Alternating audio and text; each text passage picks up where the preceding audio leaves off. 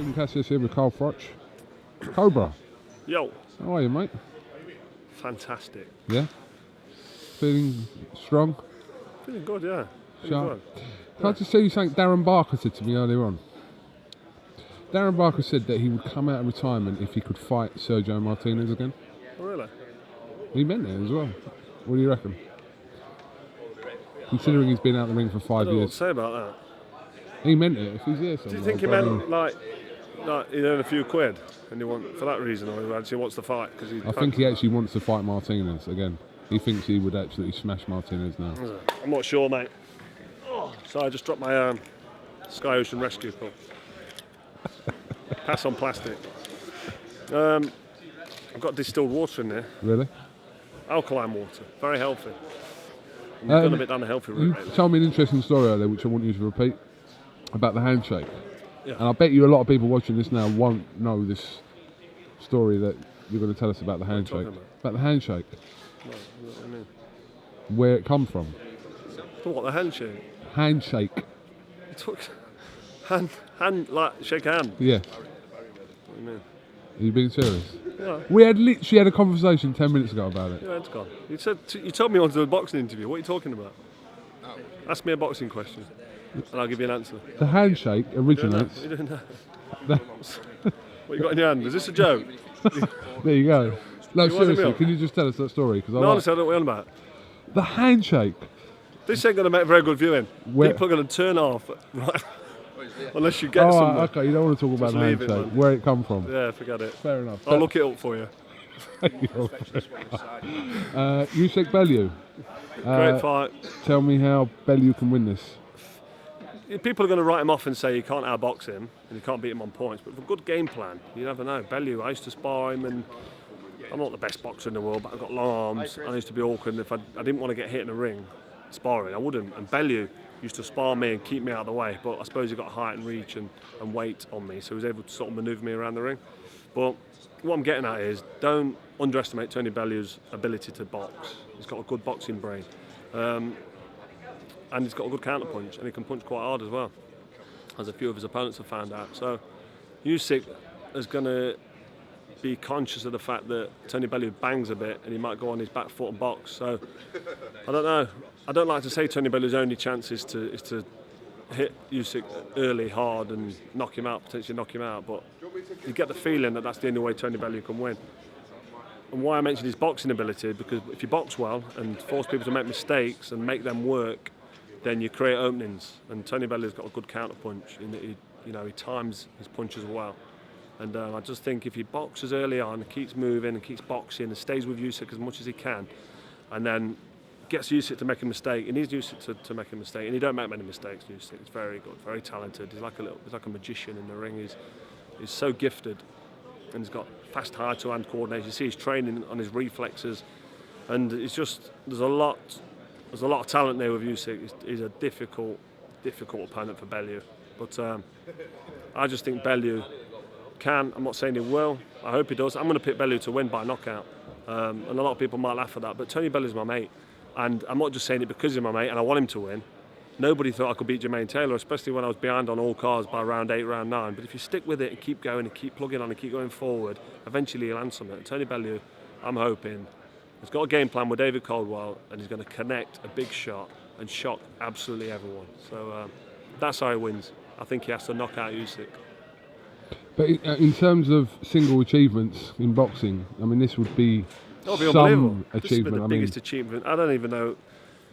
He'll be undisputed cruiserweight champion and have all the belts, all the marbles, as they say. And against somebody like USYK, who's unbeaten. I mean, European champion, world champion, and Olympic champion as an amateur. Ring Magazine champion. Yeah, he's got the belt, he's got the ring belt, and he had 15 fights as a pro, and he's just dominated everyone. He beat Gassiev, and I mean, you'd struggle to put Bellew with Gassiev and say he gets the win. You know, them sort of fighters, you'd be like, can Bellew really go back down to cruiserweight and beat them guys? So it's a massive task. It's a really hard task for him. He's an underdog. Not many people believe he can win, but it's a 2-horse race, and anything can happen in boxing. Regardless of what happens tomorrow night, it looks like USYK will move up to heavyweight. Interesting. How does USYK fare with our current crop of heavyweights? It's hard to say, but USYK's a big heavyweight. He was a super heavyweight as an amateur. He's not one of these cruiserweights that struggles to make light heavy, so he's a cruiserweight. David Haye was a bit of a light heavyweight stroke cruiserweight, light heavyweight amateur, David Haye was. And when he stepped up to heavyweight, he was a small heavyweight. USYK's a big cruiserweight because he was a super heavyweight as an amateur. Like him against Joshua, for example. I think he makes a transition into the heavyweight division quite comfortably. But you wouldn't stick him straight in with Joshua for commercial reasons, marketing reasons, and for that needs to build. But you'd certainly like to see him in there with a Chisora or Dillian White or, one of the other heavyweights that people talk about as a sort of fringe, world title fringe level. And if he goes in there and starts dominating, you've got to call on AJ, haven't you? But AJ's got other business. Deontay Wilder's waiting for him. So that's a fight that will evolve, If USYK does step up to heavyweight, it's certainly a talking point. It's something to look forward to because I think, like I've said already, he was a heavy amateur, so he can certainly make the transition to become a heavy. And Matchroom have signed him. Eddie Hearn signed USYK. He knows what he's doing, doesn't he? So there you go. He could step up to heavyweight. Does he beat AJ? I don't think so, but he needs to build that fight, does. Currently, who do you think stands as front runner for April 13th for Joshua next year? It's got to be Deontay Wilder, surely. You're going to have the winner of the Chisora White fight. White Chisora. How's that being billed? White Chisora. White Chisora. So you're going to have the winner of that looking to fight. And who else you got? I mean, really, it should be Deontay Wilder. All the fans, everyone's. He's got that fight with Tyson Fury coming up in 3 weeks. Yeah, of course. Yeah, I don't want to dismiss Tyson Fury either because he's a real tricky customer, and he's going to be difficult for Wilder to connect against somebody who don't want to be hit. And we've seen Fury against Klitschko, and I know it was it 3.5 years ago, and Fury was fitter and a bit younger and a bit more. He was active, and now he's inactive, and he's had 2 sparring sessions with opponents without giving his opponent stick. His last couple of fights, really, it's just been a walk in the park for Fury.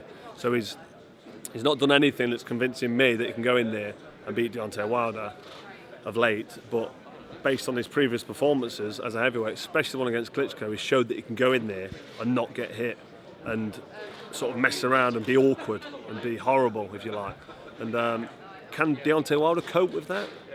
We'll find out, but it's pretty interesting and exciting because if Fury causes the upset with Deontay Wilder, it puts a bit of a spanner in the works, doesn't it, for the AJ game plan? Complete spanner. Callum Smith, what did you make of his performance? He beats Triple G. I was going to ask that. You think he would? Yeah. I think he would.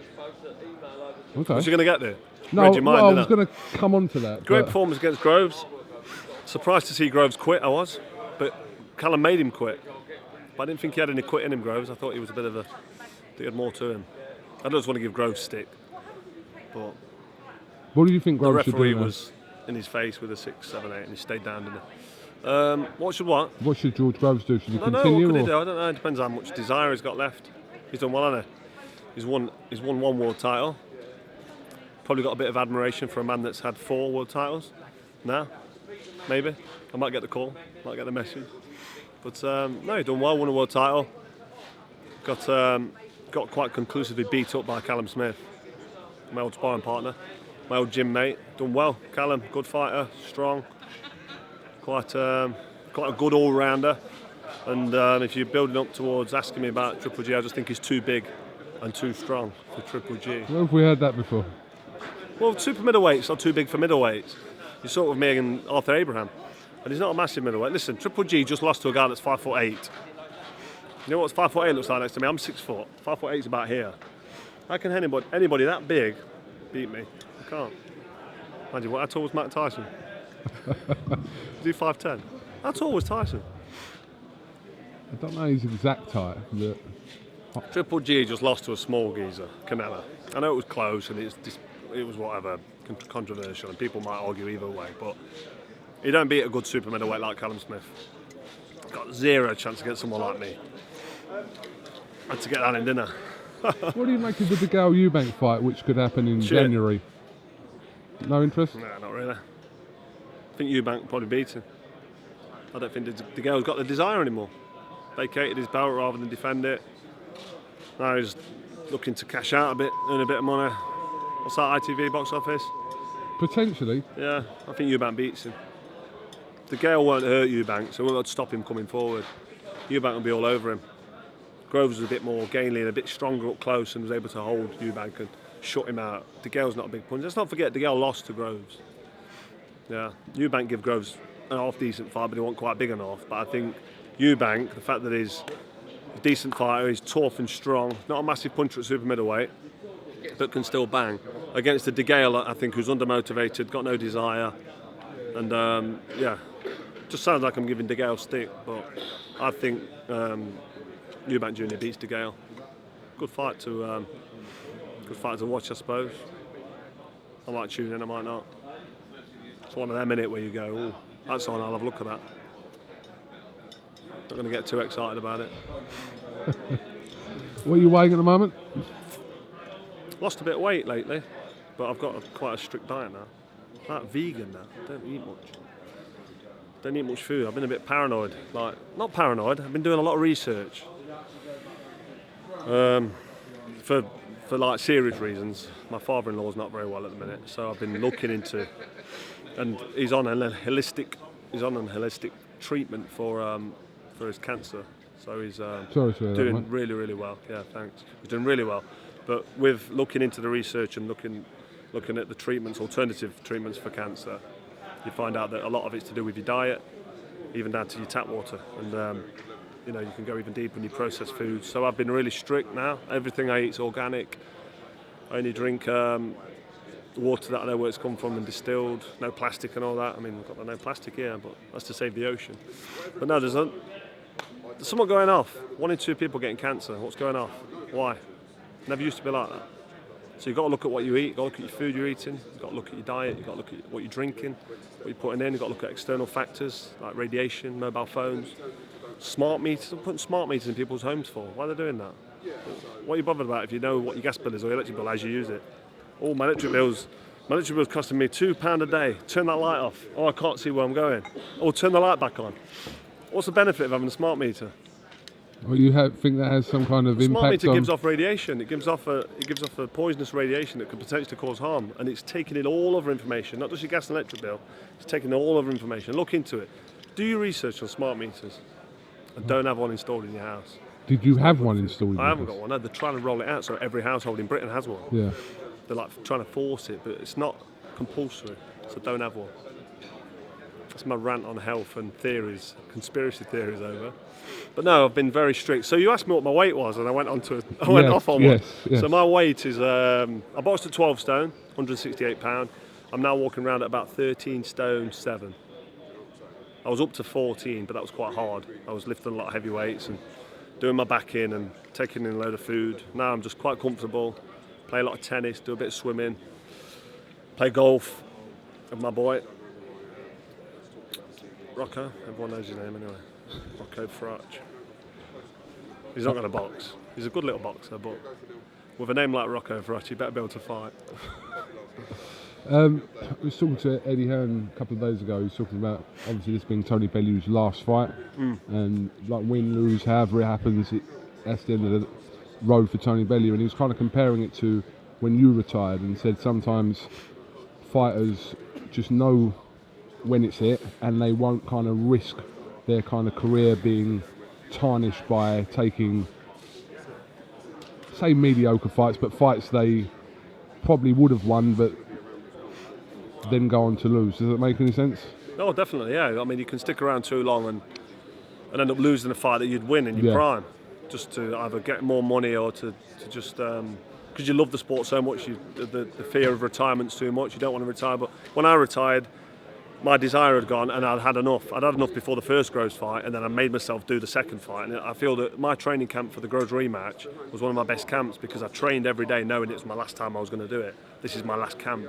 This is my last sparring session, like in the gym. So my 12-week camp was sort of mentally tackled with the fact that it was my last camp. With that in mind, I got the best out of myself, and I think Tony Bellew now is thinking to himself, you know what, this is my last fight, so we're going to see the best last of Tony Bellew. I think it's a good mindset to have, knowing that it's over. He's got kids, But don't mean he's going to take his eye off the ball. He's not going to be fit and strong. He's going to make sure he comes in the ring with all the boxes ticked, and he should be at his best. I know I always go on about you, happily retired, etc., etc. But in the last 4 years, has there not been a point in your life where you thought, I fancy doing it again? Like, even if it's just run through your brain. No. It must have run through your brain in 4 years. No, not at all, honestly. I couldn't think of anything worse than fighting again. For the first year when I retired, I was like, oh, should I have fought Chavez? Or maybe I could come back and give that James DeGale a right pasting, 4-round job. And I just thought, what's the point? I'm financially free. More importantly than that, I've got my health. I've got 3 young kids. I've got an 8-year-old, a 5-year-old, and a 3-year-old. You're not Punch. Rocco, Natalia, and Penelope. My brain's sharp as anything. My older brother's in sobriety. Lee, everyone knows Lee. I've seen him. He's fighting actually. The renovator, doing all right. He's European and English, British, and European champion in the EBF, in the semi-pro, I think it is. So what am I fighting for? I fought because I loved the game. I loved the boxing. I enjoyed it. I stopped loving it. I fell out of love with the sport. I didn't like the training. The injuries were not major bad injuries. I had 4 operations when I was boxing, but things start to ache. Your Achilles tendon hurts, your elbows are sore. You see me all bandaged up and strapped up for the Groves rematch. And you just think to yourself, you know what, I'm 41 years old now. I was 37, nearly 37 when I retired. So it's quite old. We're not here long, are we? It's a short journey. We've got a short time in the sun.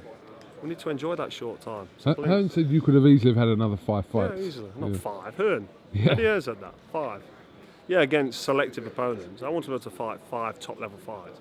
I dragged myself through the last training camp with Groves. Like, the morning runs were sore because my Achilles tendon was hurting me. Every sparring session, my elbows were killing me after. I couldn't have any more cortisones in my elbows. Smashed to bits. My back was sore. I couldn't be arsed. The desire had gone. So I got through that last camp and did what I did at Wembley and thought to myself, you know what, that is what you call an exit strategy. That's the best way to leave. And I've not looked back and gone, I could have done this, I could have earned more money, I could have done that. So, one, I'm not greedy. 2, I'm in a great position. I just love life. I play golf most days, I play tennis. Like I said earlier, I've got 3 kids. I take them to school every day. I feed them every night. They just flew out to the Bahamas. I'll be joining them soon. We've got a place in Marbella there. I'm going to fight for, get my head punched in. I've done it. Been there, seen it and done it. I'm now living my life and enjoying it.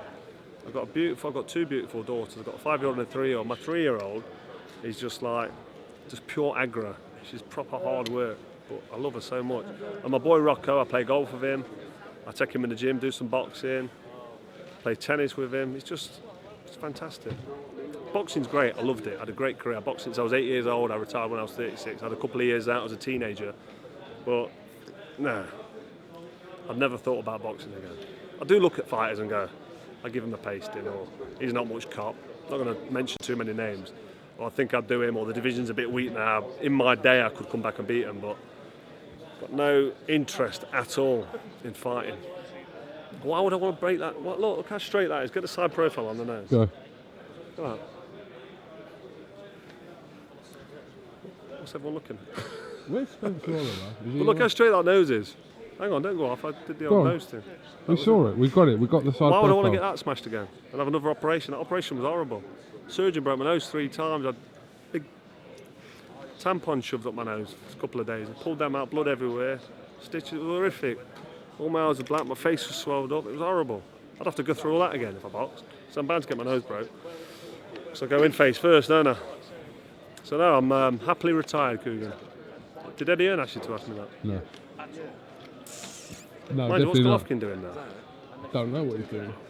That's why you're looking around there, is he? No, Spencer Oliver wanted to jump in on this. Spencer Oliver was taken. Spence!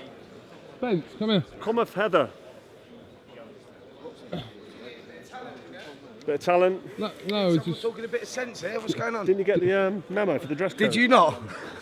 I could never seen a guy turn up right. So they say, let's turn up with like smart casual. He comes in a pouch. It looks like he's going over the park. It looks like taking the kids to the park. I mean, we're talking to the nation here, mate. You got like, look at this.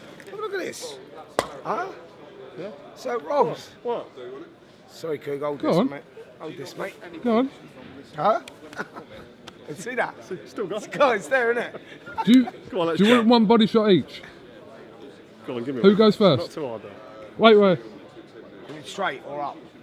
No, we're not doing this. All right. We're not doing. We're mates. Yeah, it's He true. got excited then, wasn't he? Yeah, He was it was. thinking. Let's FROCH go. is getting dropped. Yeah. Good body shot in his day. I was a body puncher, weren't I? When the Omen came to the ring, See, Cole grew up watching me, so did, that's where I did. he got a lot of his stuff. I loved it. Okay. I did. I loved your career. I did. Have you got anything you'd like to say, Spencer? What about the fight? No. Anything else?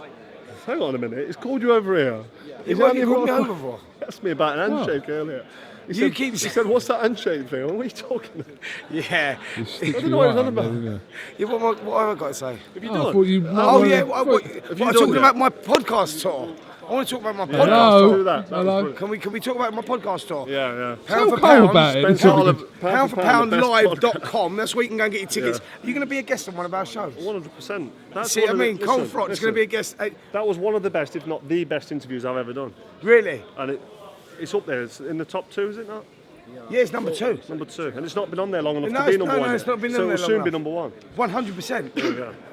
It's like, so, yeah, pound for pound live.com. We're going on tour, starting January, finishing February, 16 days up and down the country. Mr. Frotch is going to be a guest. I thought it was 12 dates. 16, we had to up Extended? it. We had to Whoa. extend it. Are you going people to- people are you going like to Nottingham? yourself and like Cole Are you going to coming on Nottingham? board. Of course he's coming to Going Nottingham. everywhere, mate. Coming to my bar, Outer. The Yeah. best bar in Nottingham. That's where we're gonna going to have do a it.